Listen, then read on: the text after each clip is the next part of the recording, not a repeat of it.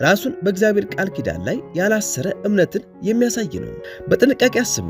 አንድ ሰው ምናልባት እግዚአብሔር ያደርገዋል፣ ምናልባት ይሰማኛል፣ ምናልባት ይቅር ይለኛል በማለት ሲጸልይ የሚያገለግለውን አምላክ ባህሪ እንደማያውቅ ያሳያል።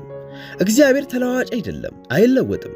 ዕብራውያን ምዕራፍ 13 ከቁጥር 8 እንደሚለው ኢየሱስ ክርስቶስ ትናንትና ዛሬ እስከ ዘላለም ያው ነው።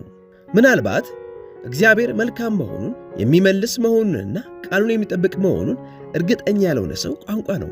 በጣም የሚያስፈራው ነገር ይህ ምናልባት የሚለው ጸሎት ወደ እግዚአብሔር ዙፋን አይደርስምና እንዲህ አይነት ጸሎት ስትጸልዩ ጠላት እጅጉን ይደሰታል። ይህ ጸሎት ልክ እንደ ነፋስ ነው።